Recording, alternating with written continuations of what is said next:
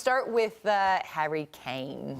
Zat, what did you make of Harry Kane's performance at the Euros? Very disappointing. Yeah. For him to come off a very, very good season for Bayern Munich, we thought he was going to come into this Euros firing all cylinders.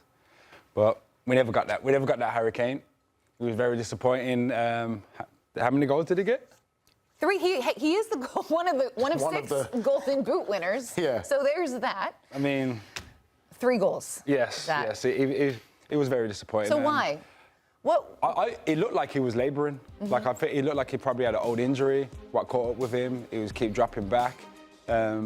We saw a big difference, obviously, when Ollie Watkins come on.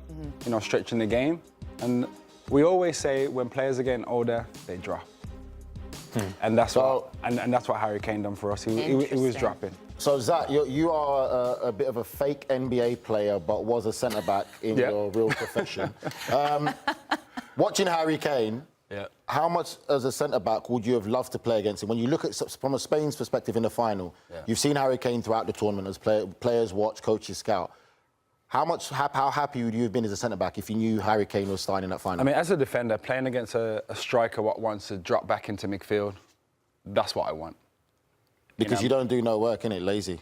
We can watch the rest of the game, and then obviously we just concentrate on someone like Jude or other midfield runners running onto us.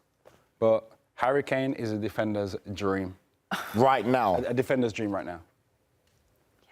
If he drops into the midfield, what was the game? There was a disallowed goal, and it was really good. That Phil Foden ended up scoring, but it all started with Harry Kane dropping deep. And if you see Kane, if you saw him play at Spurs, where he did drop into the midfield, the functionality of the entire system behooved Spurs because he had runners on the wing and he made everybody else better. Yeah. So if Harry Kane wants to drop, especially because he's so pivotal to this to England, right? Because they're going to use him every time. Hopefully they can make sure that everybody in his supporting context understands that. It was the goal against Slovakia that it all began. He dropped deep outside of the box, pulled out a reference point, and he hit that one-time switch like he does, and it opened up a pocket for the ball to go outside and someone to ping it middle. It was a golazo had it not been for an offside, I think. But England doesn't function that way for most of the time. That's the point. If he does drop, you have to have willing runners. But in the England system right now, there was no willing runners. You didn't have Marcus Rashford. And then when England was really successful, you didn't have Raheem Sterling. Sterling was one of the big runners and the big threats that we had back in the time when he was playing for England and one of the success points.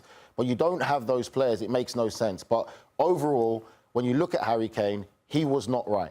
He was not right. If you look at just the simple things of touches around the box, his touch was getting away from him. He did not look fit. He was carrying an injury still from the back end of the season in the Bundesliga, and he carried it into the Euros. And for me, I felt it was too emotional. There was too much of a close connection between him and Gareth Southgate, and that let him down. I wouldn't mind if we could say, right, he's the only striker we have. Like, we've got nothing else at that level. You can understand when managers do that. But when you've got the likes of Ollie Watkins and Ivan Toney on the bench, and Ollie Watkins, who is athletic, natural finisher, is improved so much, coming off a fantastic season for Aston Villa, taking him into the Champions League, you've got enough there to say, listen, Kane, you're not doing it, sit on the bench, let's start Ollie, because he'll cause different problems. I guarantee you, Spain would have been more worried of Ollie Watkins starting over Harry Kane. I can give you a perfect example of bold calls like that. Argentina lost to Saudi Arabia in the very first game of the World Cup. Lautaro Martinez was a striker that had been scoring so many goals under Scaloni. In fact, to this day, he's Scaloni's top goal scorer, I believe. He was the best striker that Argentina could have asked for. What did he do? Dropped him, start Alvarez. He benched him, and Julian Alvarez was the starter for the rest of the World Cup. Obviously, Lautaro Martinez is not Harry Kane. Yeah. Let's stay proportional here, right? But that's a prime example of what it takes for a manager to make bold calls, to adjust. 100%. So that to the team's benefit. Would he bench Messi? At one point, there's going to have to be that conversation. As of now, no. Yikes. So what should Harry Kane's role be within the national team moving forward, Zach? I think he should be part of the system. I think it should be an option. I don't think it should be a starter. Shouldn't be the Not starter. a guaranteed starter. Yeah, I agree with that. I don't think it should That's be. It should be an option. I don't think it should be a starter. I think there's better strikers out there at the moment. What can give us a lot more.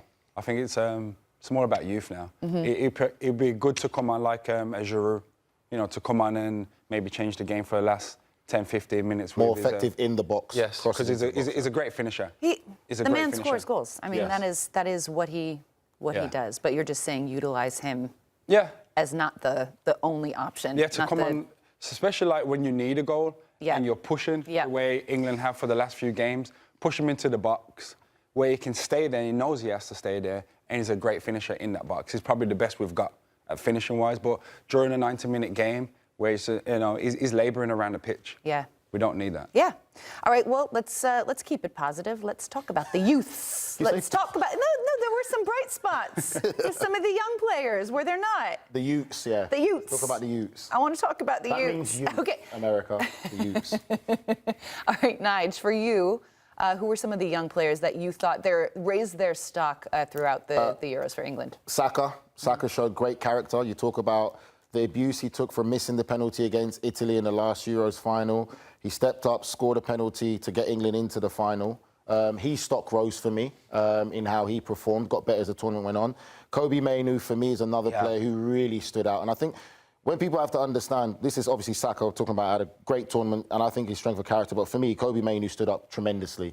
His relationship with Declan Rice was great as a midfield partnership, watching how they worked well together.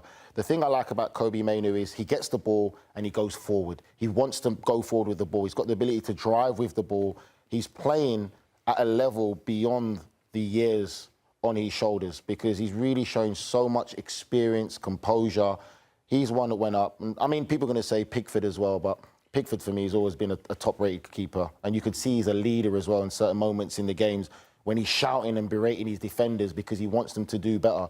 He's a natural-born leader. I think leadership is another question to be asked about this England side, about who really is a natural leader. And let's not forget Gahey as well, who did very well coming into his first tournament from Crystal Palace and really put on a great performance. What do you think about Jude and his football, the way he carried himself at these Euros with England after such a successful season with Real Madrid? The thing with Jude is an interesting question. I think for me that with Jude, I think he was given too much freedom by Gareth Southgate because he didn't play that same kind of freedom under Ancelotti. Yeah, I love the arrogance. I love the edge that he has. I don't want him to lose none of that. I think it's great. But I think Is he going to fill that leadership role? Does he need to? I think you're talking about his attitude will change if he becomes England captain. Definitely, there'll be more. I think he needs that responsibility to take it to another level. Despite I think for me, these his reports that he's not liked as much in the dressing room. That comes with it a bit with the England thing. And I think it's just come from Real Madrid, won the Champions League, had such a big impact. I'll take that with a pinch of salt because there is a lot of egos in big dressing rooms, a tremendous amount. Also, he's young. He's young. He's got a lot of media on him right now. And he's probably feeding into everything. And it probably shown in the changing room. And he'll learn. He's growing up and he'll learn. He's at a massive club. He's around all these. He's just won the Champions League, just won the league. He's around these players. So, yeah, he's on cloud nine. He'll come down a little bit. And that's why he probably will get the captaincy. Maybe not the next one, but maybe in a few years' time he'll get that because he's mature. He needs it. That extra responsibility would help him develop as a player, in my belief. I feel that he's got everything already. Once he gets that captaincy, I think you'll see a little change in the demeanour. And then, All right. Good job, guys. You got through it. Proud of you. We've already buried them, innit, America? We've already buried them.